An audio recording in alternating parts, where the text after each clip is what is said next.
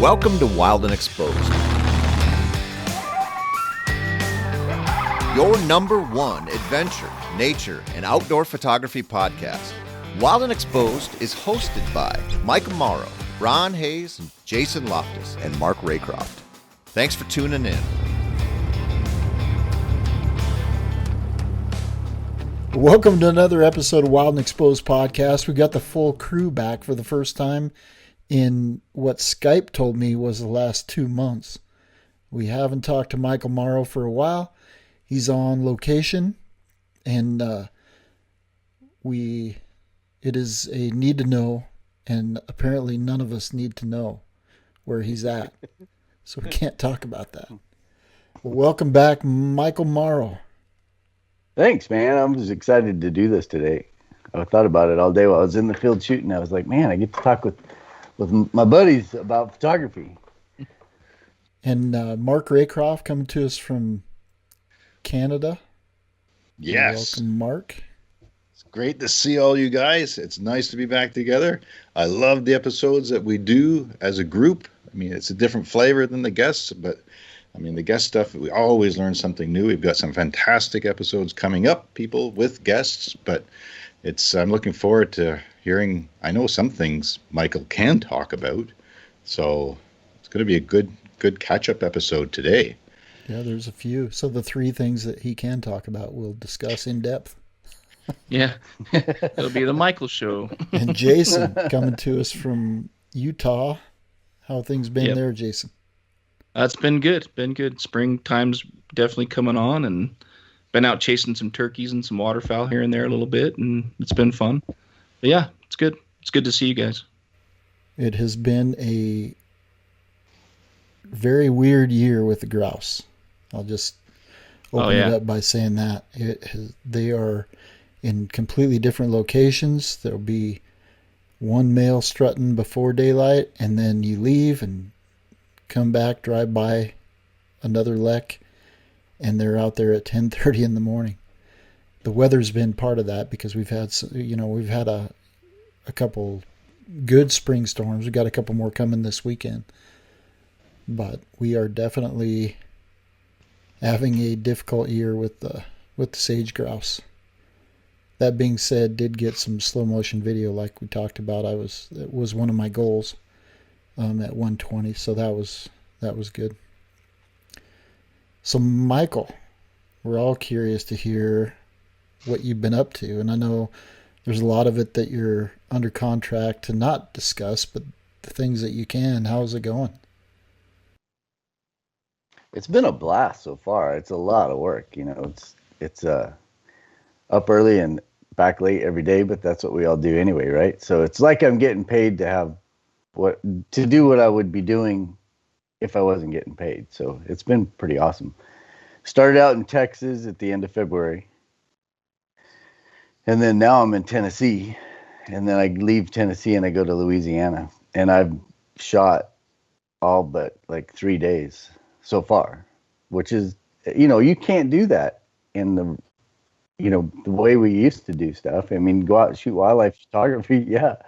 I mean, when I was doing all the corporate work, you just couldn't, I could squeeze in maybe 60 days a year, 70 days a year, but now it's just nonstop. It's kind of fun.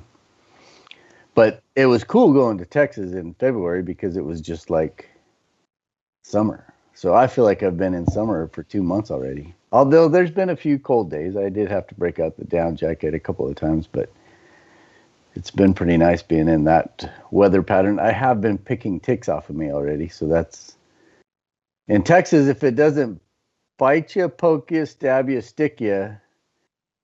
And here it's copperhead snakes, the possibility of rattlesnakes. They all talk about rattlesnakes. I haven't seen one, and I don't think very many people do, but they are around.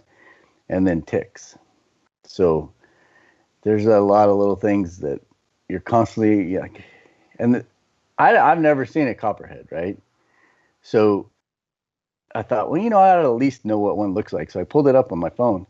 They blend in people that are familiar with copperheads are going to think I'm dumb for even not knowing what I'm talking about. But you look at a picture, and if they're in a pile of leaves, I challenge you to find that snake. Yeah, in the fall with the colored leaves, they're almost impossible. Yeah. So I after I started looking at the pictures, now I walk a lot more gingerly. I bought a walking stick, so I like poke it out in front of me everywhere I go just to make sure. But all in all, it's been an awesome thing. I got a chance to run a bunch of new cameras. I played with some camera traps. I've bought, you get out on these gigs and you're like, oh, my life would be so much easier if I had this. And then you try to see what you can find out there. And, if it's not too expensive, you buy it. And I've bought quite a few little gadgets that have definitely made my life a little bit easier out here on the road. So I thought we could talk about some of that kind of stuff. And then earlier when I was talking to you guys before we got on the podcast, I was just sitting here looking at all the card readers I have for this particular job. I have 6 different card readers for different types of media, for different cameras that we're using on this shoot. So every night when you download all this stuff, it's just like, okay, I need, it's a process of this camera gets this and this camera gets this, and we're shooting Red and Sony and Canon and something else, GoPros. And the Sonys, have you guys seen those itty bitty little, they're not like a SD card. What is Sony's new little card? The CF Express. No, it's a CF Express B, I think. B, yeah. Mm-hmm. Yeah, itty bitty. Mm-hmm. It's kind of like the mini SD cards. I hadn't seen one of those until one of the cameras we're using is that Sony, is it the S3? A7S3. Does that make sense? A7S3. Great low light camera. So that's the one that got sent up into the Aurora. That's the same camera. Okay, so that's that one. So here's why we're using that one. We had Jake Davis on the podcast talking about camera traps, and I had never used a camera trap. I obviously understood them, but I'd never used one. And then this particular project we're working on, we figured out we needed to have some camera traps out. So I'm like, okay, here we go, jumping right into the big world of camera traps, and I don't have a clue what I'm doing, and all I have is Canon. And all the research I'm doing, everybody's using Sony and camera traps because of that Sony A7S3 is low light, and you got a lot of it's a good video camera as well. Yep. Yeah, I mean, it's a good video camera, but you got that dynamic range that really helps. And, and camera trapping is like, if you listen to that episode with Jake, it's an art, man.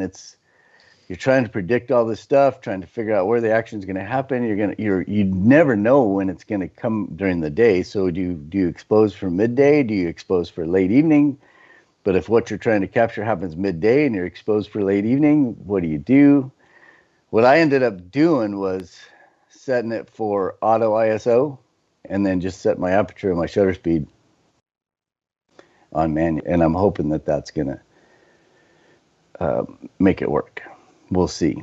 But I did learn, I guess what I started this whole conversation was I bought 2 of the Cognisys boxes, the camera trap boxes, and all I had was Canon. So I threw a Canon in there, and I don't have any clue how to figure it out. And I thought I hoped it was all going to be plug and play.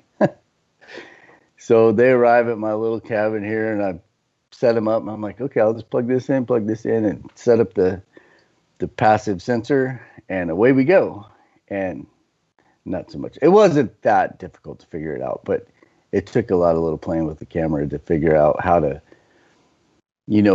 on the Canon R5, to start video, you push the little button on the top, unless you go into the menu and select the shutter button to start it and stop it. Well, the Cognisys system works with the shutter button. So you have to go in and do that. And it took me about 45 minutes of playing and not getting it to work. Finally, that thought crossed my mind. It's like, oh, I wonder if I set the shutter button to start and stop, would that actually work? And that's what did it. But then, I have to go in there every couple of days and change batteries and cards and stuff like that. And it's so, what should I say? It's unnerving because you're like, I hope I don't screw this up, because if what we're trying to capture doesn't happen or happens and I did something to screw up a camera. So what we did is I initially started by putting up one camera trap.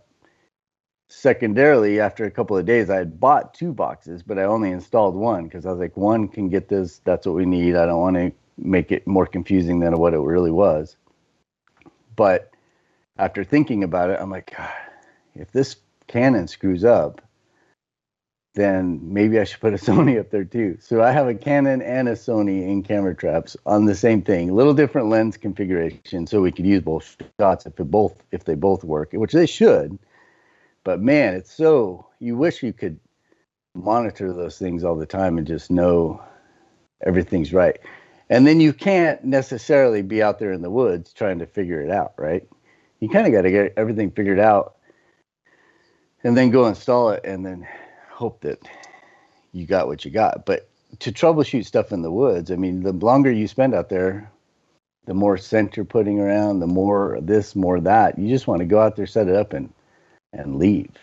And so it was, I've lost a lot of hours just like, did I do that right? Is that right? And then I come back to a couple of days later to change cards and pray that I got everything, or that everything actually got recorded, that if anything did happen in front of the camera. So, and it is working, but still, every time I change a card, I'm like, I hope this thing works. I can't wait to try it. I've got a couple spots that I really want to get some out there.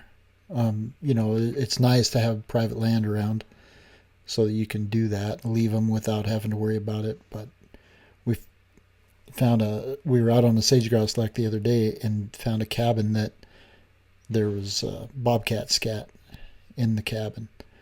And then the inside of the cabin, of course, the light, the shadows and light beams that come through as a result of the cabin kind of breaking down.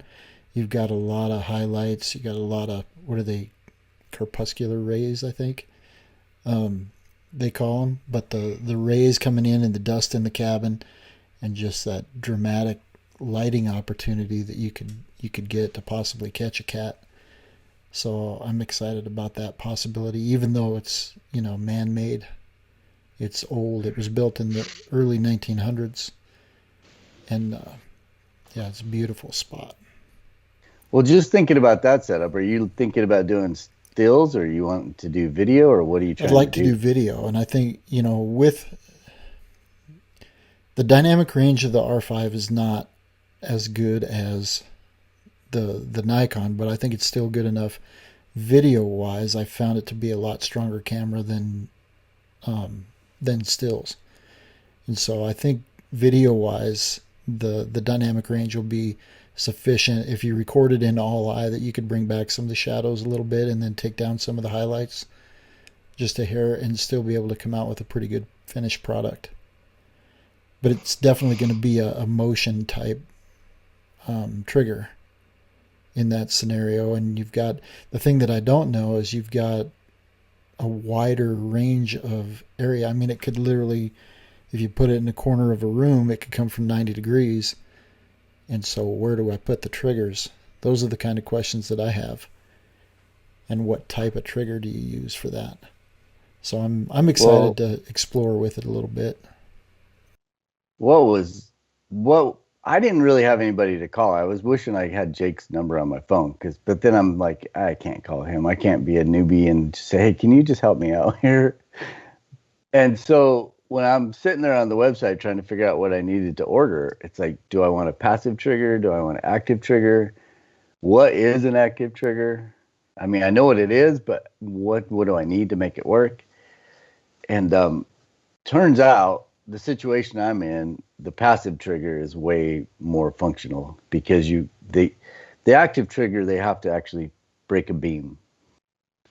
And then once they break that beam, that triggers the camera to start doing what it needs to do. And then it has to actually wake the camera up, give it a little bit of time to wake up, then start the recording. But then here's my question, and I can't really try it on this because we're actually trying to shoot this for a show, but could I rely on the autofocus? Could I rely on that animal eye?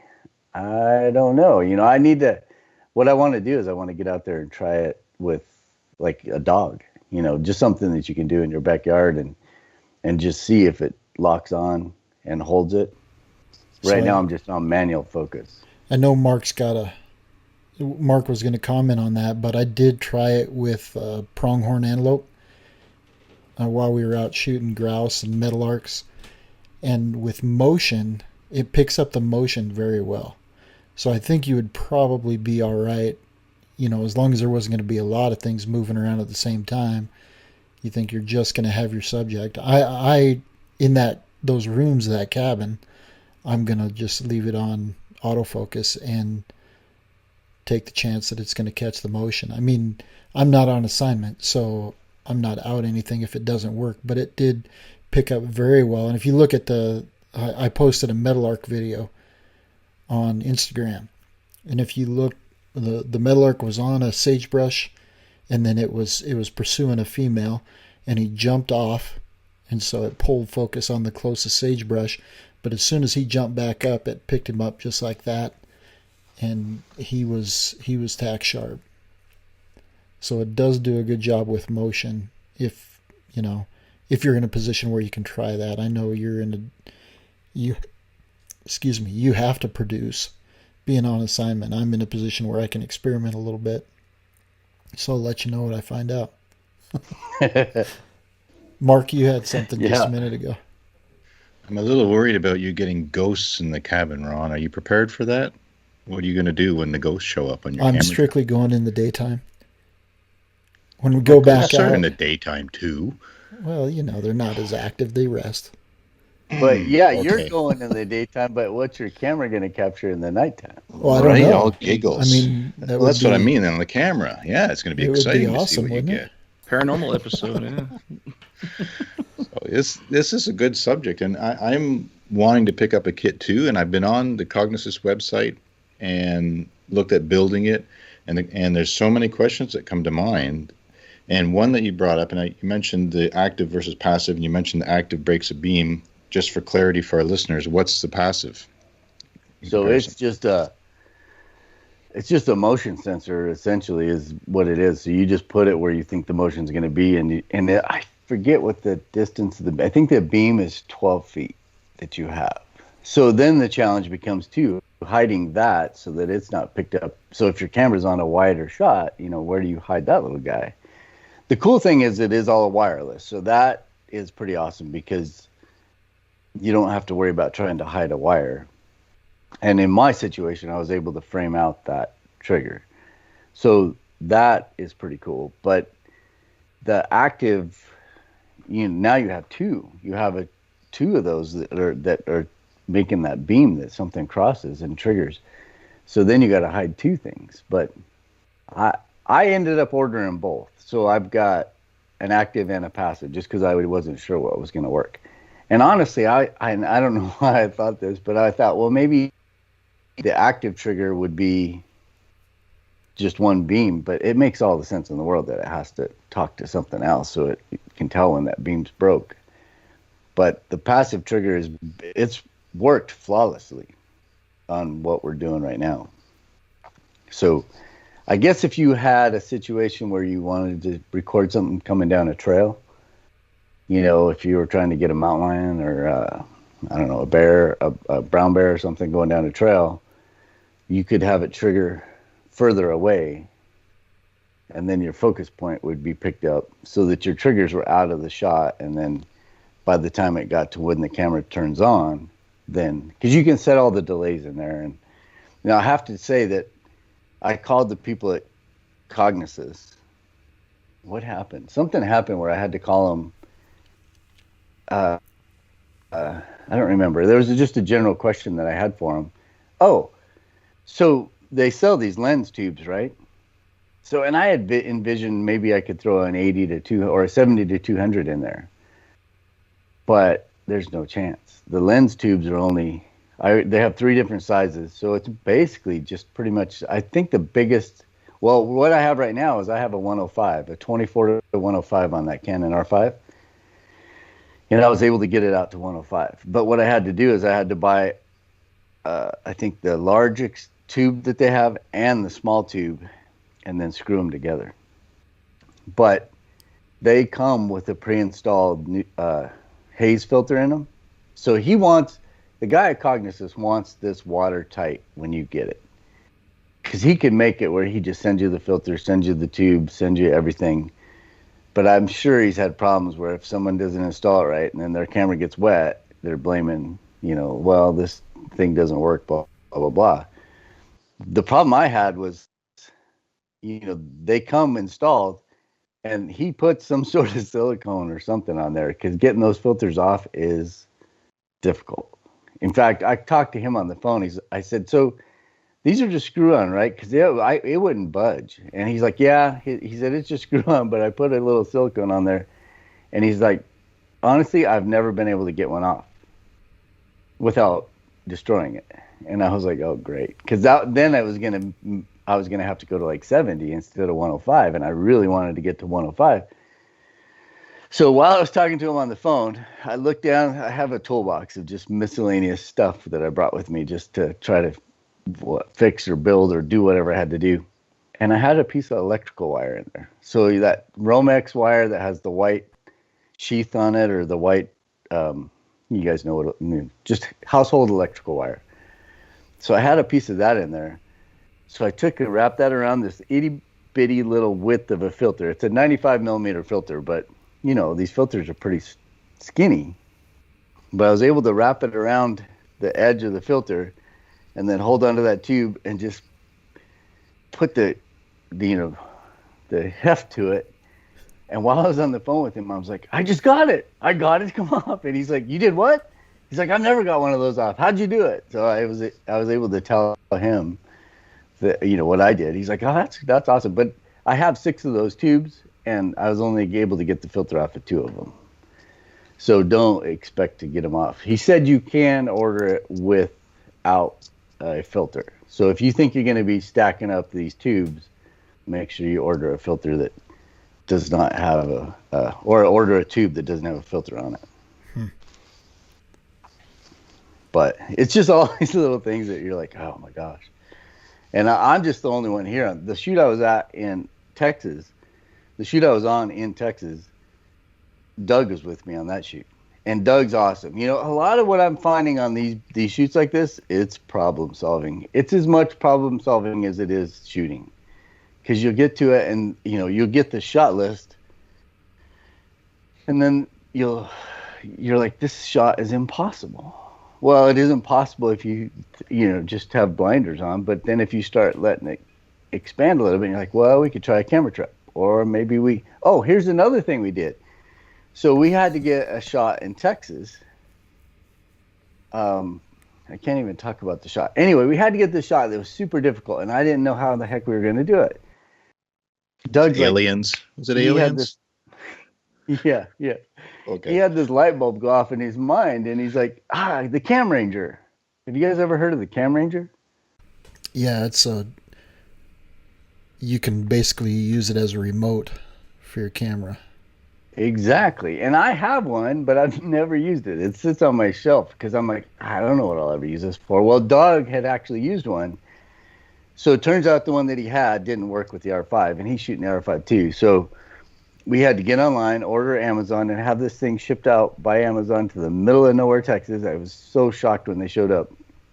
But it's a little, let's see, you run it with your iPhone as a transmitter, and then it's got a little receiver that receives that information and then triggers the camera. Or on that camera, you can do anything. I can switch from video to stills. I can focus. I can do everything I want. I can change the expose. I can change every setting that you want to change.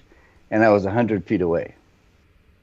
So the shot we were trying to get was impossible because we wanted the super wide with the animal in the shot. Well, that's never going to happen if a person's sitting there running the camera. So we were able to put the cameras under camouflage and make it work that way. And I just sat off in the bushes about 100 feet away, and I was able to control the cameras, and it worked out great. So that's another little tool that has been pretty awesome along the way. And it's only a couple $100, I think, for the one that runs the R5. Awesome. Yeah, that gives you a ton of flexibility. And it's another answer to we had Garrett Vinn a while back, and he was talking about filming the, what was it? Oh, the hawks, Ferruginous hawks. And he ran cable. But it's another answer to that, because you could actually make the adjustments in camera. You can choose your focus point. You can do all those things with a Cam Ranger. And then it keeps you from having to have it wired. But you do still have to watch your distance from your subject. And that's, Mark, you were just asking about Nikon and Canon both have the app that you can use, which is Bluetooth, but the distance is pretty short. The Cam Ranger just basically gives you some extended range. So when Michelle was on in the winter, Michelle Velberg, she mentioned she uses it on her kayak, I think, by putting her camera down low and then sitting back and running it through her phone. Obviously, she's a few feet away then at most. Yeah, and you can definitely use the Bluetooth version then. I can't remember what the app was called, but it's the same one that allows you to see a JPEG of your image, on your phone right when you shoot it. But yeah, you can control it. Yeah, we had a little issue with ours where if we sat it right next to the camera, I was over a little rise. So it was line of sight for sure, but there was just enough rise in the topography where it wasn't line of sight from, I was running 2 cameras too. I was running Doug's and mine because he was shooting with the red, trying to get the stuff with the red too from a distance with the long lens. So I was running one off an iPad and one off of a phone. And we ended up figuring out that we went and got some 3-foot sticks and then used gaffer's tape and taped these little receivers to the top of these sticks. So we got that 3-foot added, and what we were shooting didn't mind the sticks. It felt kind of natural to them, I guess, because they did exactly what we wanted them to do, but that 3-foot made the difference. So I couldn't have it right on the ground. Can we show but that I was setup? about 70 feet away. Yeah. In the show notes, we have that photo that could go in the show notes just so that, I think. Yeah, we could probably do that. Yeah. I'll put that in there. Jason, Cool, there's an MacGyver idea moment. for when we go down to try to find the lizards this spring. Get some wide angle collared lizard shots. Yeah. You don't need Cam Ranger. You don't need the Cam Ranger. You don't? No, I think some of these we probably could get the wide angle without any problems. You just got to find the right lizard. Right. That's it. Find the right. That's a T-shirt. That's always the way it is. Yeah. Find the right lizard. That's great. There's a lot to that. You find the right bull moose. Some of them are elk. Some of them are no-goes. Yeah, for sure. Yeah. So as somebody who wants to get into camera trapping and buying a setup, given that you're running, and I don't own Sony or Canon, and I'm still holding my breath for Nikon, are you finding one of those systems operating more smoothly than the other in the Cognises? No, both of them have worked pretty flawlessly. It was my lack of knowledge that was the apprehension. Once I just sat down and I read the instructions, and I just did it, and I had a little faith, it works. And it just continues to work. And watch. I'm not going to get the shot that I want to get now that I said that. But the one problem I did have is we were like, let's shoot this on 8K. We got the R5. We can shoot on 8K. And I had a 1 terabyte card in there. Well, at 8K RAW, a 1 terabyte card is only 48 minutes. That's crazy. Well, what we're shooting is, we can get action, not the action we want.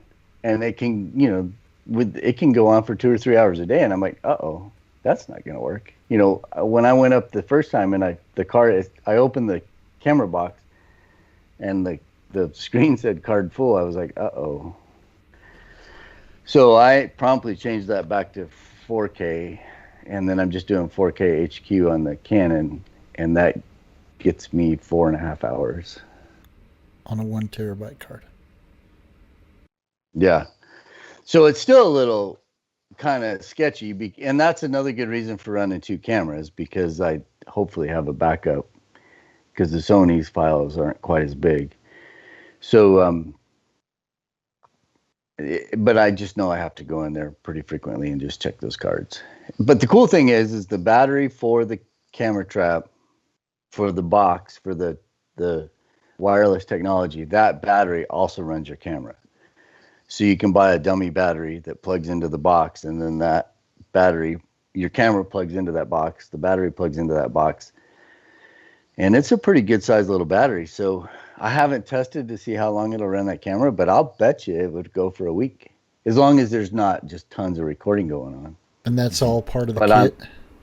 Yeah, that's the other thing. When I made the order, I clearly was in a hurry because I was like, oh yeah, I better get a couple extra batteries. Oh, I better get an extra cable because, cables always break. Oh, I better get an extra dummy battery. Well, now I got like 6 of everything. I will order way too much because I was I should have just sat down and said, oh, the kit comes with, I think the kit does come with the battery. It does come with the cable that you need for the camera that you're specifying that you're going to use. I didn't read that. And so but you still have Ron's credit card. Yeah, I'm still using Ron's PayPal account. Okay, good. But it's I think it would be a ton of fun. I think you could do a whole project. And as we witnessed from talking to Jake, I mean, there's a big business. And if you can get good at this stuff, you can pretty much write your ticket. I want to do it with Caribou so badly this fall. I mean, I was doing it with the GoPros or action cameras and loving that game of kind of cat and mouse prediction, the trails, low angle, mid angle, high angle, group, close up, wide angle. It's just, but then how many of these I'll start with one camera trap. Yeah. Right. I mean, but I think and time to play with it. To have time to set it up in the backyard. And if you don't have a dog, then you're just going to have to run in front of it yourself. Right. That's right. That'll work. Set it up, and then it'll give you the distance and how things are working out and exposure and play with it. So Doug's on another shoot right now. I'm going to meet back up with him when we go to Louisiana. But I was talking to him the other day on the phone, and he's got 6 of these camera traps on his shoot that he's on right now. Just trying to manage all 6. And that's one thing, you run the app for the trigger receiver on your phone, so you can set all these settings up. So, and one passive trigger will trigger both of the cameras, both of the receivers. So I've had to figure out how can I control this one? How can I control the Sony control box? What I've ended up doing is I shut one off, I turn one on and turn the other one off, and then I vice versa just to get the right. So know that I'm making the right changes on the right cameras. But it's a blast. The only thing that would suck for you, Mark, and maybe where you're doing Caribou, it wouldn't be as bad, is you start adding up the cost of this box and the cost of a camera and all that stuff. You're going to have a box that's sitting out in the woods that could be worth $4,000 or $5,000. Right. Thought about that. But places I go with Caribou, there aren't people that are out there usually. And I would pick a place that would be the case. And some of the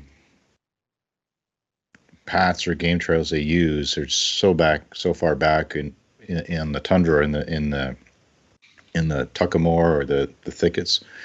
The other thing too is I've got cable locks, so I'm assuming it's a Pelican style case to some degree, that it would come lockable. That would mean that the person would have to come back a second time with the right equipment to do that. But yeah, there's definitely a risk, but it's remote. So I mean, in those areas, either private land or in moose or caribou country, it's remote enough. And then I'd love to try it on bears, and that's where the cable, I think it'd be really important to put a cable on it to a tree so the bear doesn't decide to take it to the river or something. Yeah, Doug did say, he's like, you better hope a bear doesn't find your camera trap because he's going to tear it up. So they do get very curious. We had a trail camera out for this job just to see what was going on. Mm-hmm. Just a little regular off-the-shelf trail camera. And the very first day we had it out there, a little bear found it and proceeded to adjust its placement and put a couple of teeth marks in it. And so they get he didn't tear it off the tree, but he did have some fun with it. That's great video if it's quality. I mean, I've done that with trail cameras, and because we have bears, black bears where we live, I do put them in metal housing on the tree, but they'll come right up to it, and the little cubs, you'll see their face, and then all you see just brown and all over it, and just 15 minutes just playing with it and can't do anything. But in situations like that, I'd love to try it on bears, but would have to lock it, and the housing would have to be able to withstand some playing, right? But caribou, I think, is doable. People aren't where the caribou are. Yeah. And moose would be too. And all these different species. I mean, where we hike up for sheep, we could leave one out for however many days would tolerate it on, they have game trails as well along the sheep mountain would be a face. little bit tougher because they're just unpredictable. They can go, the caribou are as well. There could be two trails paralleling each other. They choose one and not the other, and then you're hosed. But Jason, I was just thinking about... But that's the beautiful thing about the camera trap. Sorry, I probably cut in on you because your feed is coming in and out on me. But the cool thing is I think you could run this camera trap for a week and not worry about it. So that's the brilliant thing. So if you're going for sheep or something and they happen to be just travel through and they may not come back for a week or so, your chances are still pretty good that it's going to work for you. Yeah. Or lynx. You never know what you get in a situation like that. Exactly. Wolverine. Exactly. I got two other things on that Hang camera on. that happened. Hang on. I want to get this out. I've been trying for a while now. You keep cutting out, so I can't tell who's talking. So Jason and I were on a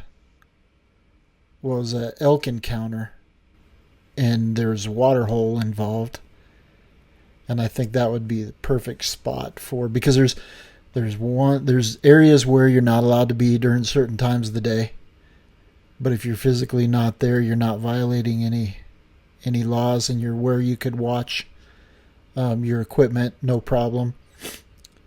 So I think that might be a solution to a growing problem that might get you some incredible footage. Or have potential to help out answer some of those questions and concerns. But I was thinking about your spot up the mountain as well, because you guys had some pretty good velvet encounters, and I think that might be it might be a good remote camera spot. It probably wouldn't be a trap. You wouldn't want to leave it there. Yeah. But what do you think about that? Yeah, no, I like that idea. I think all this gets me excited. I've been looking at them too. I was actually going to ask the same question to Mike. I mean, do they come in a kit? And it sounds like they do. So, basically plug and play hypothetically. I know you got to figure it out, but you get everything you need in the kit to go ahead and start doing it. But and if you don't get it in the kit, Mike's got extras. Yeah, sounds like he's got plenty. He might even have enough for a couple kits. Right. Exactly. Just buy the box and we're good to go. Yeah. The two other things that I learned on these boxes is they are black.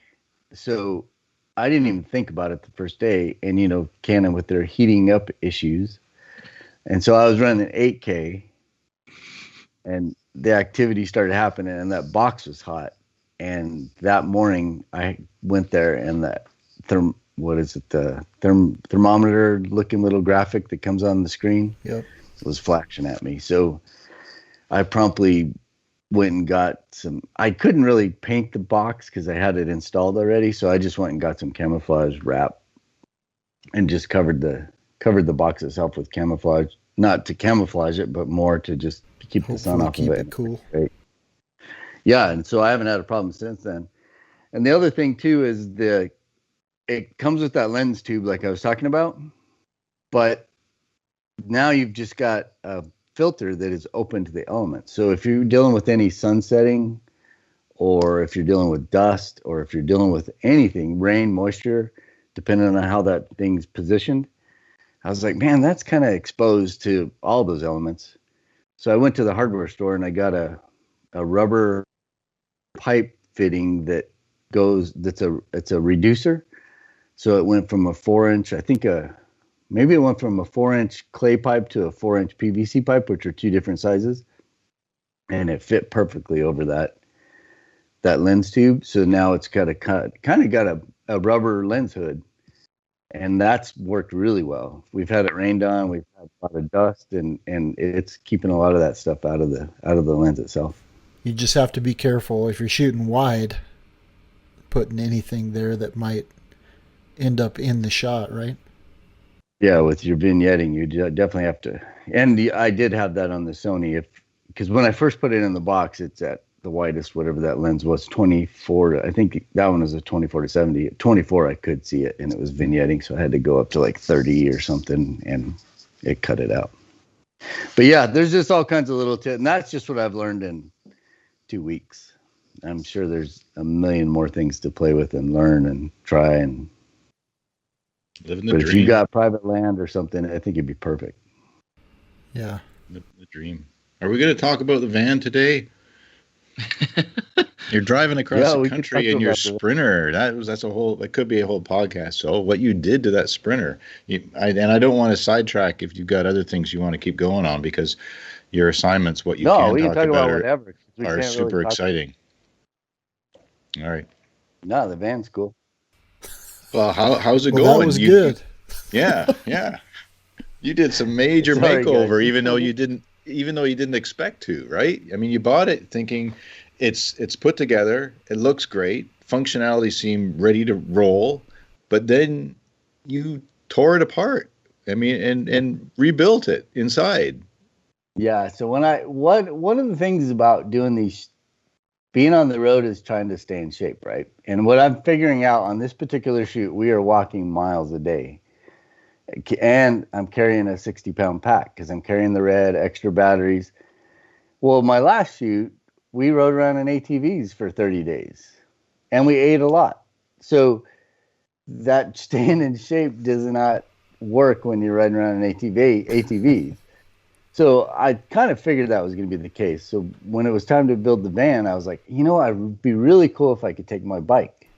And it'd be really cool if I could have my bike inside the van instead of on the back of the van, just for security when you're cruising. Motorcycle?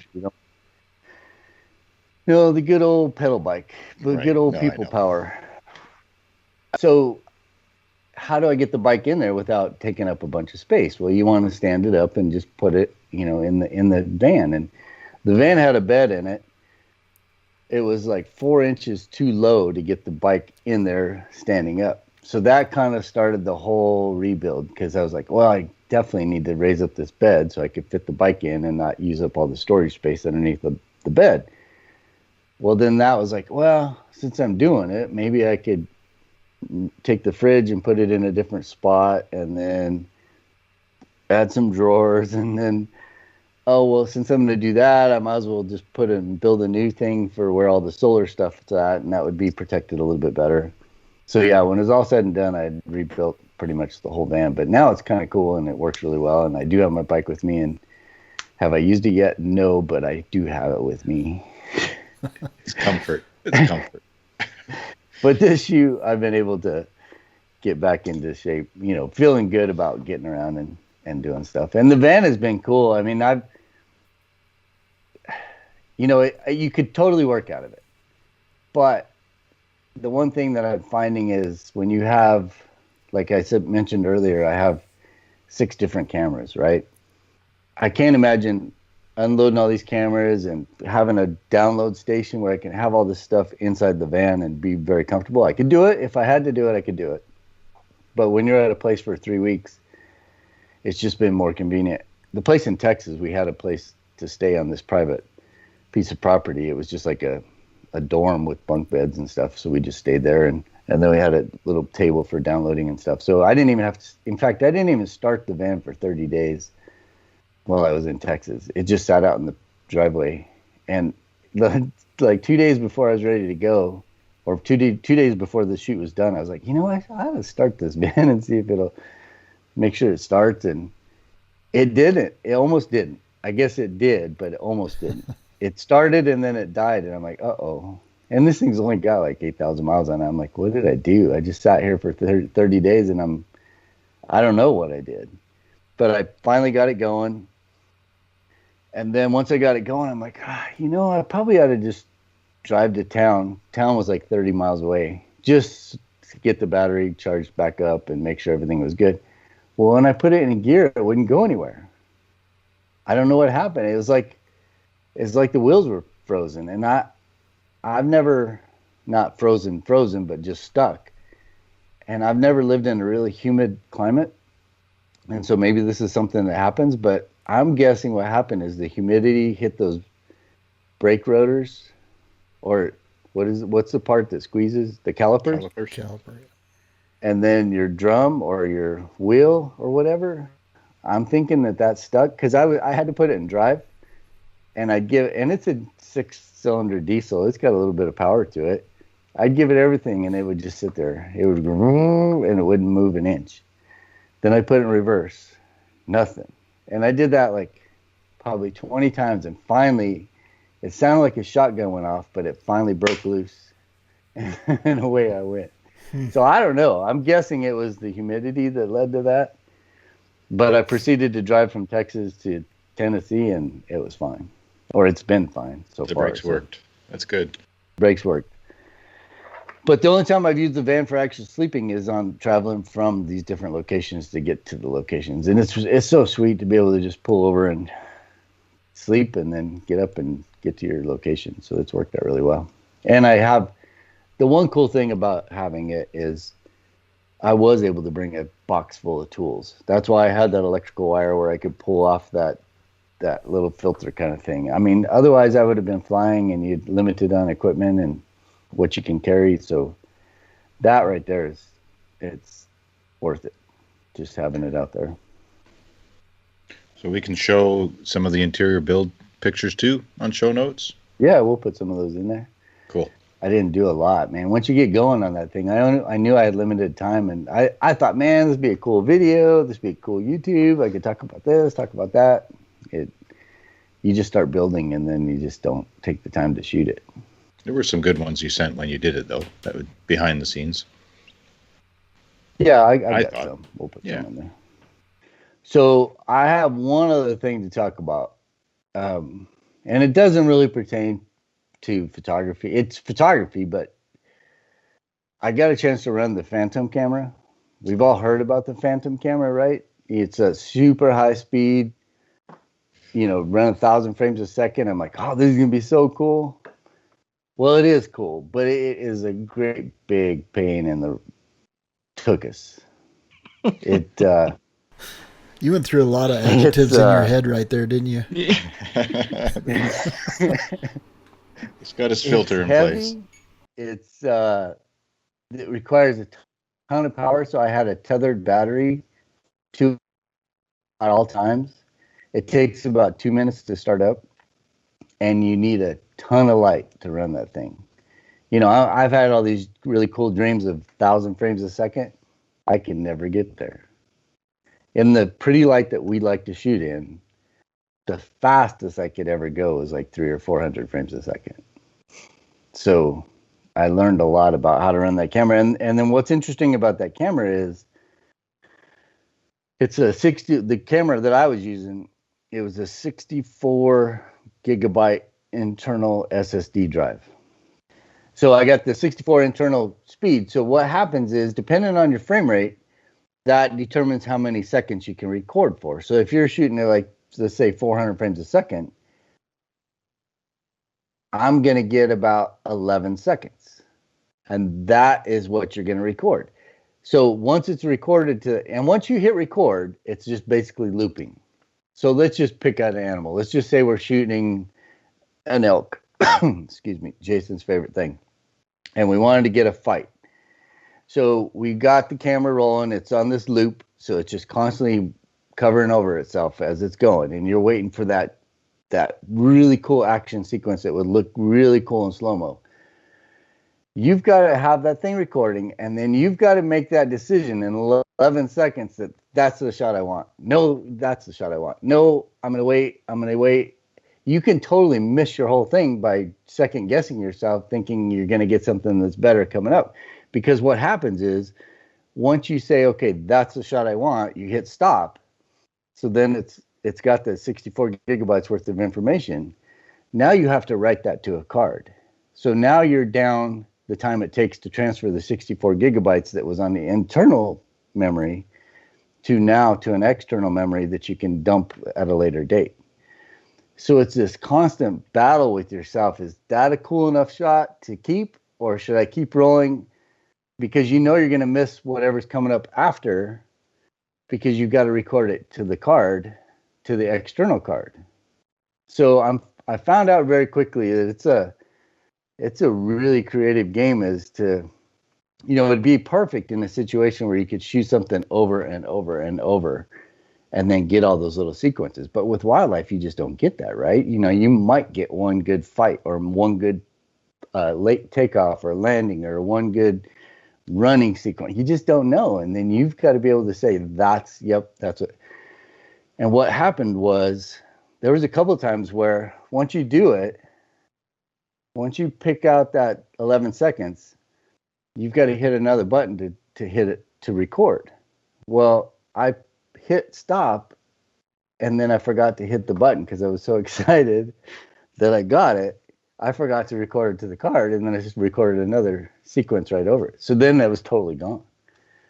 It was just like this whole thing of, man, it's super cool camera to run, but it's a super anxiety-based kind of situation because, number one, it's big and bulky and heavy, and having an ATV on that shoot was awesome because there's no way you're packing around the woods. I was using that 50 to 1000 Canon lens with the Phantom camera body itself, and then it's basically a car battery that you're tethered to, that you just haul around with you, and then you got this cable. And then the other thing was that there's nothing quick about it. It's 2 minutes to get it set up. So if you think you're going to roll in and shoot something right away, that's not happening. So it's really a camera to be used in very predictive kind of situations and locations. I was going to say it would be perfect for the hummingbird nest that you had last year. Yeah. Something like that, but it'd be tough to haul around in the field. You never get flustered. So when I heard you talking about this camera, and you could kind of hear that in the tone of your comments and your voice, I was like, this must be a piece of work. At the very beginning too, when they hired me to do the job, the woman asked me, she's like, have you ever run a Phantom camera? I'm like, no, I haven't. I didn't want to lie and say, I wanted the job bad, right? But I didn't want to, sell myself too much. So I was like, no, I have never run one. She's like, oh, you'll figure it out. And I'm like, oh no. And she's like, well, maybe we'll get you a day of training before you go do the shoot. I was like, oh, that'd be really good. Well, that never panned out. We never got that. And Doug had run one other time on a shoot, and he was just an operator. He had somebody there to set it up for him. So he kind of knew a little bit. So together, he and I kind of played with it and got it figured out. And then it was just trial and error in the field. But once you start to figure it out, it came together really well. But there's all those little things that once you even understand the camera, it's like you're constantly second guessing yourself, or you're like, am I going to miss the best shot just to get this okay shot? Or is this the best shot and I'm not going to have a better shot? That was the biggest thing to play with. But I'll tell you what, this whole wildlife filmmaking or TV making or whatever we're doing out here, whatever you want to call it, having all these other cameras is so essential. So knowing how to run the camera traps, being able to solve problems and run the Cam Ranger, or running a Phantom camera, or running a Red, and just having that really wide variety of talents will get you work. And the bar is being raised all the time, right? So you can't just sit back and say, oh yeah, I got a really nice long lens shot of this whatever sheep. That's great, and it's very useful. But now you have to have drone, and now you have to have camera traps, and now you have to have high-speed Phantom cameras, and then, the list goes on and on. So if anybody wants to get into it, I would say just dig into all those, find one, get really good at it, and then play with another one. And just, if you've got all these lists of different things that you can do, then you become a very valuable asset out there in the field.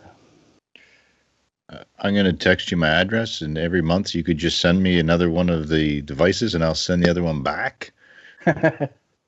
Hey, Mike, when you're doing that record function, how long does it take for that to write that data? How long are you down? It was about 30 to 40 seconds that you're down.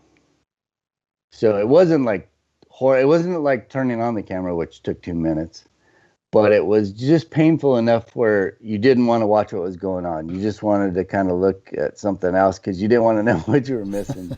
Yeah. You know, that was the big thing. And, you know, when I first started using it the first couple of days, I was just recording everything, you know, and I just wouldn't look at what I was missing. But after a while, once I got the meat and potato stuff, the generic kind of stuff, then I started getting more creative with it and really saying, no, that one's not worth keeping. I'm going to keep going, or I'm going to keep shooting and see what else I can get. Huh. You thinking about picking one up, Jason? Yeah. I mean, I've got a pretty good budget. Probably could find one used somewhere for pretty cheap, I'd imagine. I've got a deep cycle battery. Yeah, right. Yeah, you contribute that to the project. Yeah, I started looking at the batteries for that damn thing, and they were expensive. And then the camera, and then that I think that whole unit, I tried to add it up just very generically. This is not dead on, but it was around $140,000 between the lens and the camera and that. And then the offload process is a whole nother thing too. It's not like just throw it into ShotPut Pro or drag and drop files on. It's a whole proprietary Phantom thing that you have to pull all your files in. So it was a great, awesome learning experience, and it'll be fun to put on my resume now. And I'm no expert. I would love to shoot it 10 more times just to really play with it, but it's only going to be on these shoots like this where you can actually, because you can't afford to go buy one, you know, and even to go rent one, I don't know what it would. Well, I do know what it would cost, and it was a lot to rent that camera just for that shoot. So it's pretty out of reach for people like us, unless someone else is paying the bill. What do you mean, us? I couldn't rent one unless I was working for somebody. Yeah. I can think of a few wildlife sequences though that I'd like to have at 1,000 frames a second. The sharptails would be awesome. Sharptails would be amazing. Just getting those feet as fast as they go. And yeah, that's the first one that comes to mind. But you think about those lighting conditions. Yeah, exactly. Think about those lighting conditions when we were out there, and you think of that early morning light when it's really pretty and those sharptails are doing their thing. I'll bet you the fastest you could ever get is 400 frames a second. Yeah, you might be able to get to 400 because you'd have to have 1/8 or 800th of a second shutter speed, right? So maybe. Exactly. But man, that would be amazing. I mean, even in 120 frames a second, that was fun footage to watch. Yeah. But at 1,000, I think you get to see the detail, all the little pieces of dirt and grass and everything that's flying up when they're actually doing their little dance. Yeah. And then even the sage grouse would be amazing. Anything in nature that is just fast like that, and it's just like your human eye cannot. You see it and it's cool, but you don't see the intricacies of it, and that would allow you to see on the sage grouse, you just see those, what do you call the air sacs? The air sacs, or the bellows blow up and deflate, or what. I mean, that would be super cool, slow-mo. But like I said, in 400 frames a second, you got 11 seconds worth of recording time. So on a camera that's that expensive and that advanced, with solid state, interior drive to write to, how come it's limited to 64 gigs? You think nowadays they'd bump that up?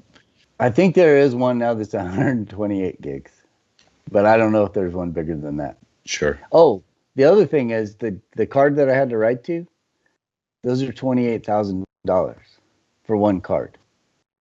Proprietary to the Phantom. Proprietary, yeah. Right. Totally proprietary. Wow. And, holy moly. So this is the dream episode of Wild and Exposed podcast. Thanks for joining us tonight. If you know the winning lottery numbers, you could.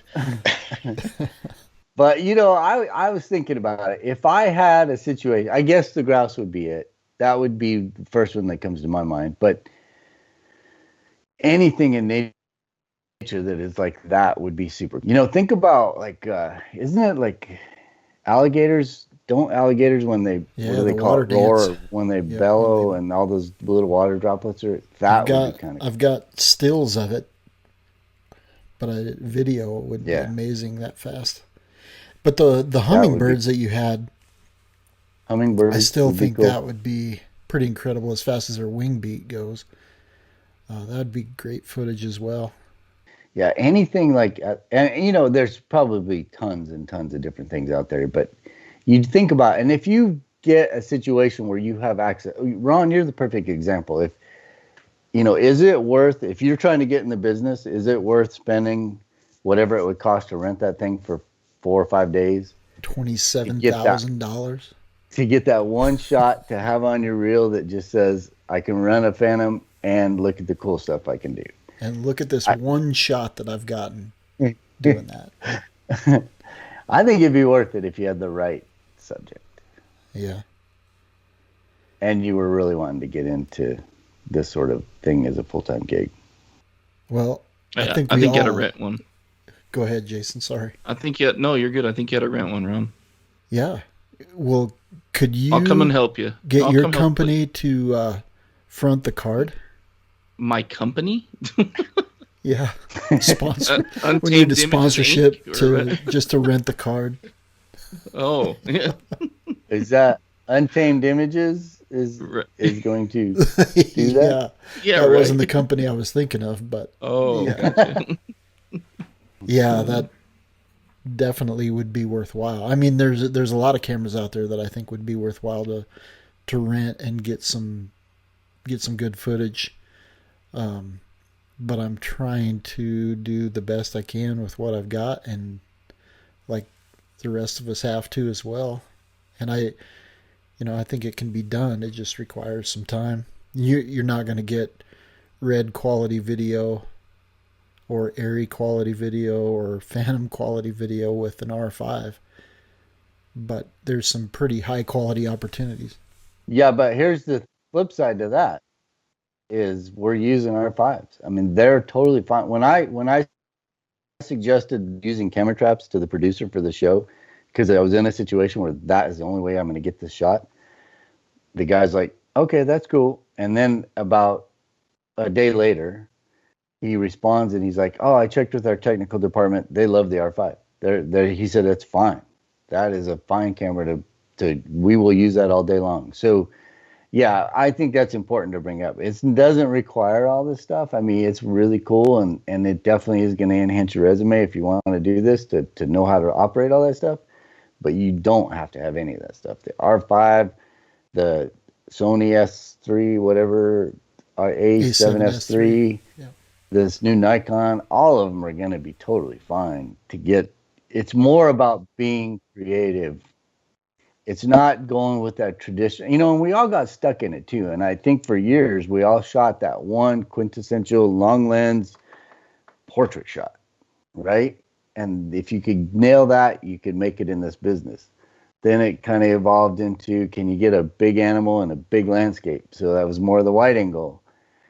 It's just taking it to the next level with the video too. You just don't go out and shoot just regular video. You got to try to get that dynamic perspective of something different, or get something that's impossible to get by using a camera trap, or just change it up, just something out of the norm, because everybody loves these wildlife shows. Mm-hmm. But now they just want to see it a little differently, or now you're going to get them to watch by doing it a little differently.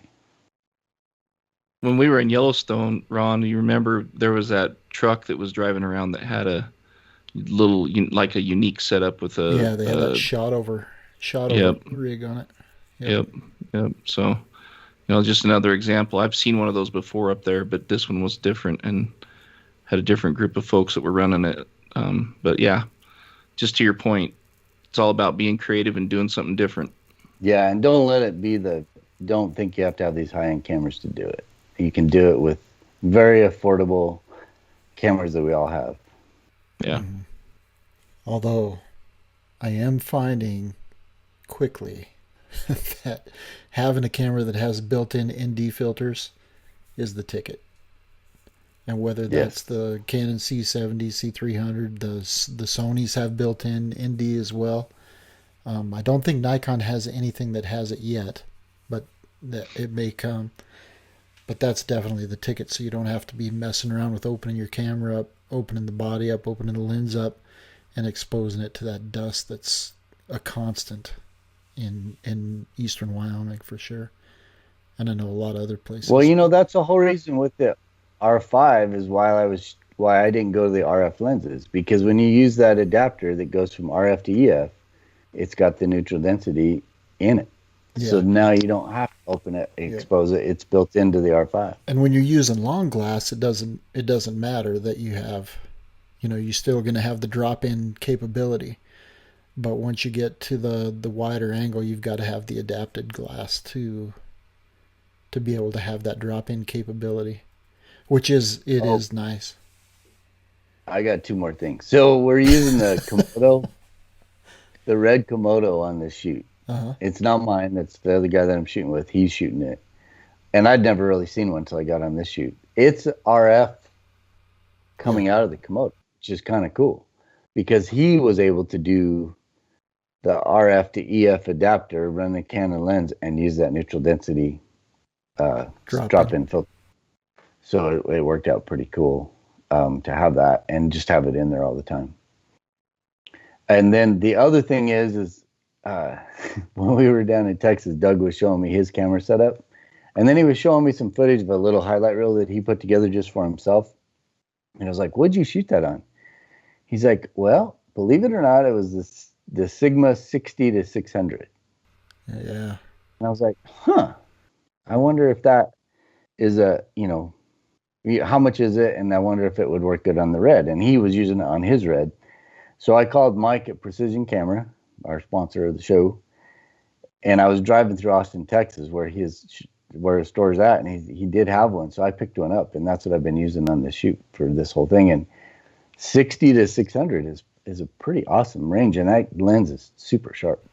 I heard, though, and you can tell me, you've used it in the field now, you and Doug both, on the short end and the long end, it gets a little bit soft. Have you experienced that or no? I haven't. And I haven't been shooting something on the wide at 60 too much. Although I did shoot one thing yesterday and I was like, that doesn't look totally sharp. But the other thing too is when you're at 60, everything, it's pretty easy to make everything in focus. So right. I'll have to check that out. But just having at 600, it's been fine. It's been, dead on. It looks great. So, and I've been running it at all apertures too. I run it up to like f11 and all the way down to, I think it's, I don't even know. Is it 5.6 at 60? I think. I don't know. I've been running it a lot at like 6.1 and 6.3 and it's fine. But if anybody's looking for an affordable lens that's got a huge range, that was the poor man's 50 to 1,000, or not the poor man. No, that's the poor man. Yep, because that's all I can afford. I'm not going to go buy it. 50 to 1,000. How much was it? Did you? It was $19.99. Right. It's a lot of flexibility in one lens, though. Yeah. And, running it on a red is all manual focus anyway, so you don't have to worry about the autofocus system. And, you'll find, I think anybody that gets out there and starts doing video, you'll find the autofocus ends up being more of a pain in the butt than what it's worth, unless you have a very specific, wide open, easy to lock on shot. But if you have something running through a forest or whatever, or like what you talked about a little while ago, Ron, with the metal arc, the minute they jump off, focus immediately jumps to something else. Mm-hmm. And then when it comes back. But an editor is never going to use a shot that goes in and out of focus like that. No, it's unusable. Yeah. So you're better off just leaving it on manual and then just manually focusing everything because it's going to be. But then that's a whole one of those practice things where you just got to get really good at manual focus. Sit out and do the Doug Gardner and sit on the edge of the interstate, practice keeping cars coming at you and Exactly. Cars going away in focus. There's a lot of little cheats, though. I mean, there's peaking, and then there's all these little different tools built into these cameras that allow you to cheat with that stuff, and I use that all the time. The peaking. Yeah, the R5's got it built in, but then if you use an external recorder, they all have it as well. Yeah, one like an Atomos or something like that. Mm-hmm. And the D850 does as well. It has focus peaking, but it only has it at 30 frames a second. So if you jump up to slow motion, which is at 1080, you can't use focus peaking, which is kind of a bummer. But it does have that capability. And I don't know, Jason, do you know if the Sony had it? I don't know. I didn't really use it a lot for video. For video, yeah. I mean, I tried a little bit, but I just didn't ever really get into it much. So I honestly don't know the answer. So for anybody that doesn't know what peaking is, explain what it is, Ron.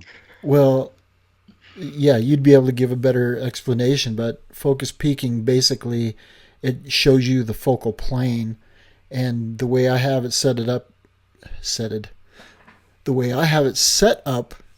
in my camera is it's pink, because I mean, you have the option of using green, but a lot of time you're working in greens, so it isn't as visible. So I have it set up in pink, and basically as you turn the manual focus wheel, you can watch your focal plane go in and out.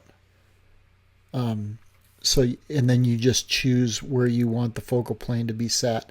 So let's just, for instance, if you got bighorn sheep, you want the focus on the eye. The darkest pink will be the sharpest focus. So you just keep that darkest pink on the eye, and then it also tells you how deep you want your aperture set. So you could stop down a little bit if you want to open up, if you have that flexibility, or you can close it down, to have a deeper focal plane. So if you've got elk or moose, the bigger mammals or bears, and you're close up, you can close that thing down to like f11 and have a little bit deeper focal plane, and you'll be able to visually see the focal plane as you're recording, and keep that darkest color on the point on that animal that you want to be in sharpest focus. And I know you probably have a lot to add to that. It's hard to describe without seeing, but the minute you see it, you look at it and you're like, oh, that is a tool that helps a ton. It's like on my red, it'll give me an edge. You'll see an edge, which should be a color, either a white. On my red, it's either white or red. And you'll see that red edge on whatever's in focus. So if I want an animal's head or eye, when I see that red appear on that, then I know that's my focal point right there. And if the animal's moving, I just have to be able to manually pull in or push out with that movement and keep that part of that edge highlighted the whole time. And then you got it. So if you didn't have those tools, I think it'd be almost impossible, especially with, if your eyesight isn't like perfect at close, because we're only 10, 12 inches away from your monitor. And then in bad outdoor, if you're side lighting and you're using a monitor and not a viewfinder, then you got glare and all that stuff that you're dealing with. So there's all kinds of little tools that make it a lot easier. But at the end of the day, it's just practice. It's just getting out there and just playing with it, and you'll figure it out. Doug is on a whole nother level as far as his ability I watched him. We were shooting these birds, and I watched him he'd lock onto a bird, and he was able to, in split second time, judge its flight speed and have his focus wheel turning, keeping that bird in focus as it's coming at him. I'm like, there's no way. I tried it a couple of times, and I was like, I'm glad Doug's on this shoot. When we met in 2014, he came up and did his TV show. And sharp-tailed grouse are fast, and they're going through all kinds of grass and brush. And I mean, Jason, we've all shot them now, because Mike and Mark came out here and we shot them together. And I know Jason has shot them a lot, but they're fast little birds when they get running around the lek. and Doug manually focused for stills because he didn't want to take the chance on his autofocus catching grass, and kept up with those birds, just shooting stills. So yeah, he is definitely on another level, but he's always shot manual focus, so it's something that he's had a lot of practice doing. So I'm glad that we have autofocus. My portfolio would be pretty slim, I'm afraid. But well, that's a lot to download. There was another camera you mentioned earlier. Did you want to touch on that? Yeah, we are going to have a show coming up with somebody that's had a lot of in-field use with the Sony A1. And hopefully we'll have that coming up soon so we can get that out to you guys while it's still fresh information. But this guy took it to South America on a couple commercial shoots that he can talk about. And so we'll get him on to discuss that camera. But today, actually, and today is going to be a few days before this airs, but today Canon announced the R3, have not announced a final spec list, but the rumors indicate that it's probably going to be around the 45 to 60 megapixel range on the sensor. 60 frames a second potential with quad-core autofocus, which is new. There's been talk of a global shutter, which is new. And then, 20 frames mechanical, 20 frames a second mechanical, 30 frames a second with the electronic shutter. And then one of the rumors said something about a new white balance system. So I'm assuming that it will allow you to kind of fine tune your white balance in the field a little bit easier, which, it definitely would save some time in post, for sure. And then, of course, 8K. The rumor is unlimited 8K, probably closer to what the Sony A1 is able to do, but only at 30 frames a second. And it didn't say anything, so I don't know if there's going to be 8K down to 6K down to 4K, or if it's just 8K or 4K. Like some of the red cameras that Mike shoots with, they have 8K potential, but then all the increments in between there you can shoot, and then you basically crop the sensor. That's right, isn't it, Mike? Go ahead. What I was gonna say is, like, shooting at 60 to 600. If I'm at 8K, it's 60 to 600. If I'm at 4K, this is crazy, but I don't know exactly what it is. But I think it's almost double. So it'll go from a 600 to 1200 if I go to 4K. So it's just crop it in. That gives you a ton of flexibility. This year continues to be frustrating in some ways. Like, Mark, getting out and getting exactly where you want to be up there has been a challenge. We can't get up there, so that's a challenge this spring when we'd like to be up there, meeting up with several people and photographing some different areas. However, the technology that's come out of this year, I think, is more than it's frustrating, because it's like you buy something thinking it's going to be, as Mike likes to say, somewhat future-proof, and then all of a sudden 2 months later into the future, there's something else that comes out that just blows it away. And you can't keep chasing it. Otherwise, you'd be like me and you'd be broke. But it definitely is fun, and to think of what is coming over the next couple of years as they make all these advances so quickly. It's exciting. It's an exciting time to be in this field for sure. Hey, yeah, I agree. And I don't know, Ron, maybe now's a good time. I've had like a little bit of a technical issue with my R5. Oh, we definitely need to discuss that, because I heard it come up again today. Oh, did you really? Yeah. Interesting. When they were talking about the R3, they said that they fixed this problem, but go ahead and talk through that, because I think it's good for everybody that shoots the R5 to know. Yeah. Yeah, so it's interesting. I haven't heard much about this issue, and it's probably because most people are shooting an electronic shutter, and I just like the sound. I like to hear when my shutter's going off, so I've been shooting it with the mechanical shutter most of the time. But what's been happening is once I shoot for a while, my shutter speed reduces. So if I'm shooting at 12 frames a second in the mechanical, after so much time, and it didn't seem consistent to me, but all of a sudden it would slow down to around 8 or 9 frames a second.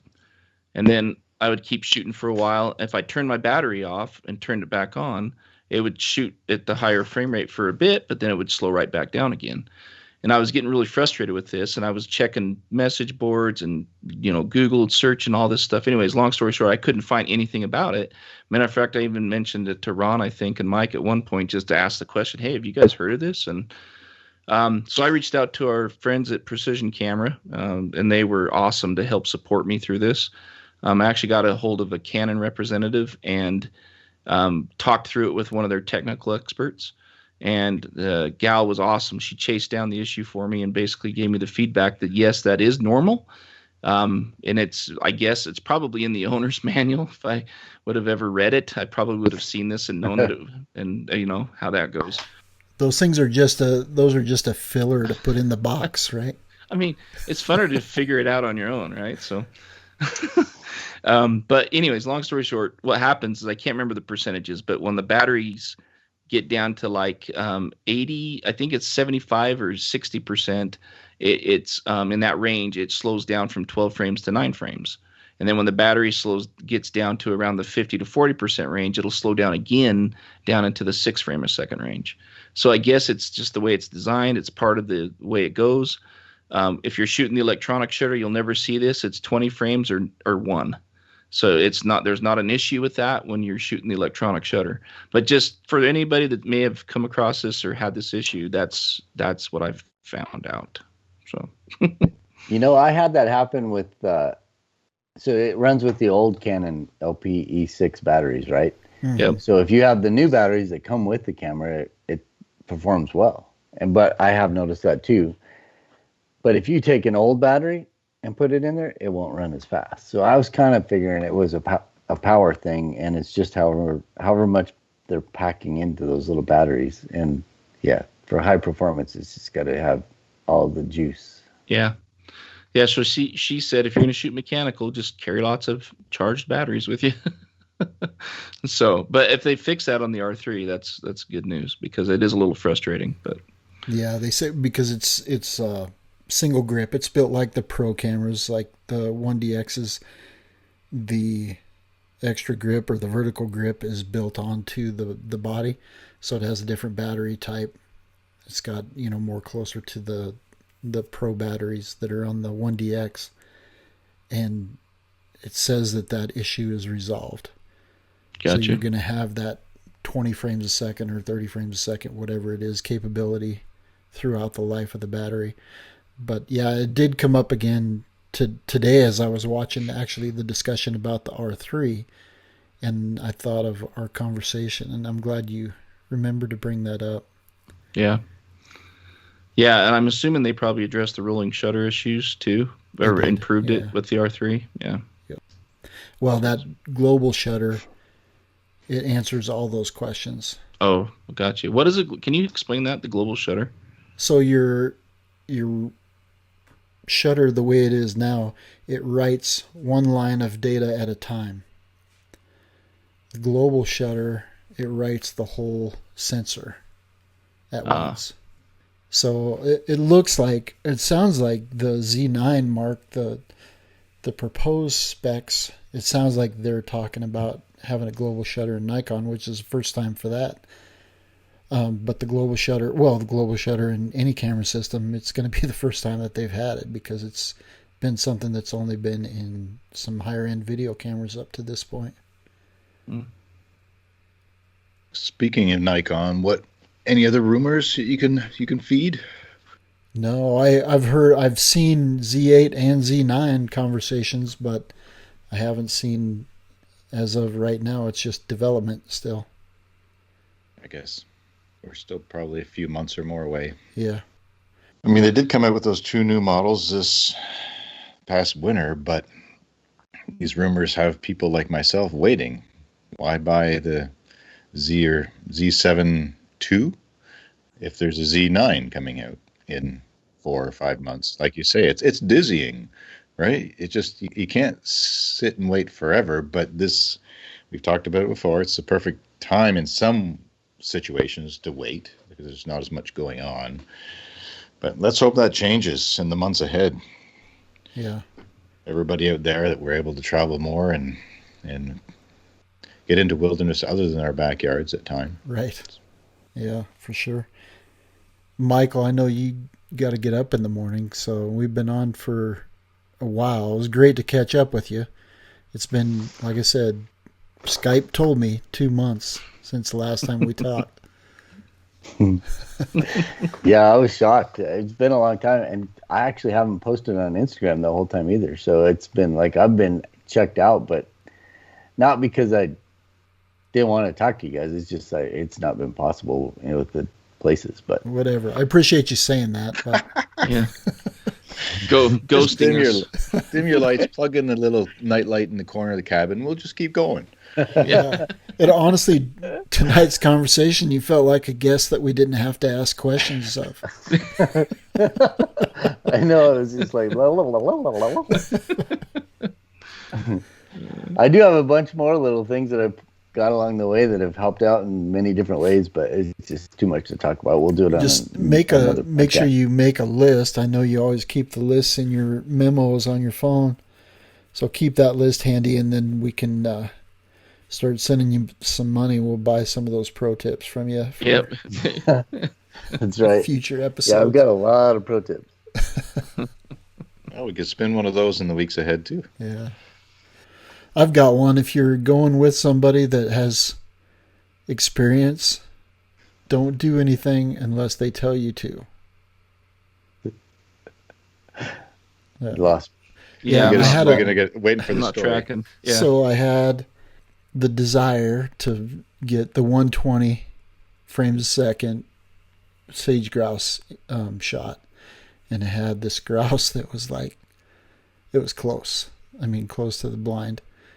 And he kept turning and facing right at me when he'd strut. And there was 6 or 7 other birds that were right there with him. And I had somebody in a position that he'll be listening to this, but I had him in a position that he would be able to shoot at just about eye level. And then the 6 or 7 birds flushed and flew off. And I looked over and he was out on the ground. And I will say the shot that he got may have been worth it because it was one of the most epic sage grouse shots that I've ever seen. However, that ended our shoot. It didn't end the friendship, did it? No, we're still friends. But he's going to be on a leash from now on. Hopefully he'll laugh when he hears that. So Yeah. Well, I'll say it again. Grouse are one of the most frustrating hit and miss critters I've ever photographed. They really are. They are not as easy. I mean, when it all comes together, it's amazing. But so many variables can mess it up. It's just not even funny. Yep. And when it gets messed up, it's done. It's over. That's the end. You're done. Yep. A coyote wanders by. A golden eagle flies over. Stinking cows. Cows. I had to flick a cow in the nose. We'll put that video up. Wait, can we talk about the blind? Didn't you finish the outside of the blind to look like something? Well, no, I didn't use that blind.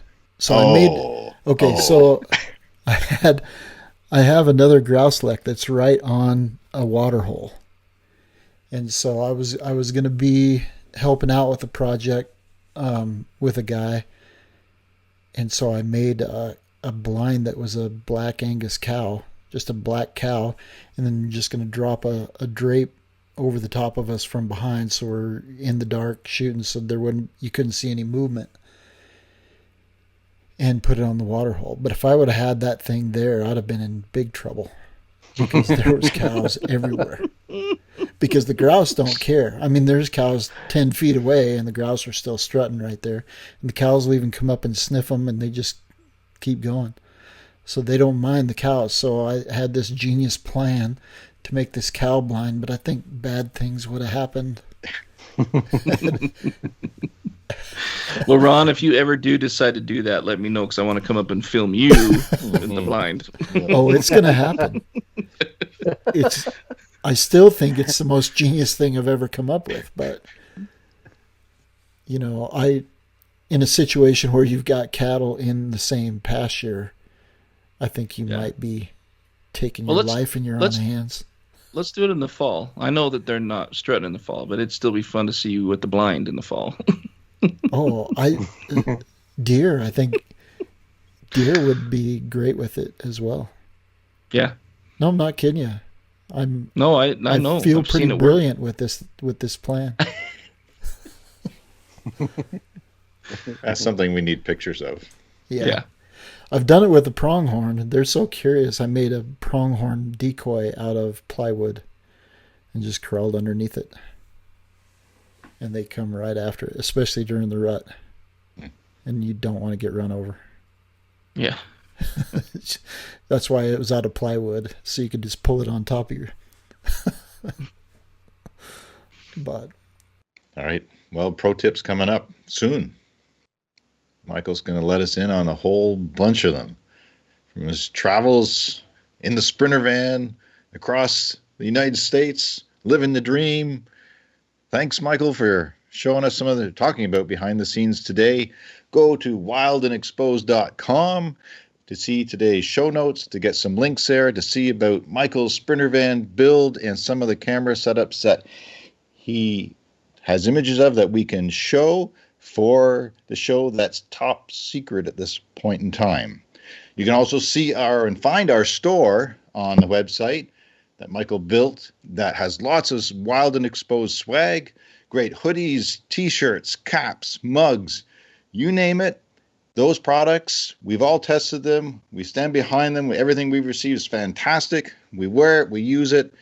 When you purchase any of those, it helps support our efforts here at Wild and Exposed and is much appreciated. You can find more of our work on YouTube as well. And when you're there, please make sure to subscribe. It's free. Give us a thumbs up, positive review, 5-star rating. Those help us to gain traction in the busy world of podcasting and YouTube. So once again, it's been great to be with the guys this week, to hear about behind the scenes, get a little teaser, more of a teaser into camera trapping. You've been listening to Wild and Exposed Podcast. Thanks for tuning in. You've been listening to the Wild and Exposed Podcast. If you haven't yet, please give us a rating and a review. And make sure you're subscribed so that you'll get every episode we produce as soon as we drop it. And as always, thanks for tuning in. We're gonna make it someday. Nothing's gonna get in our way. We will be the biggest band in town.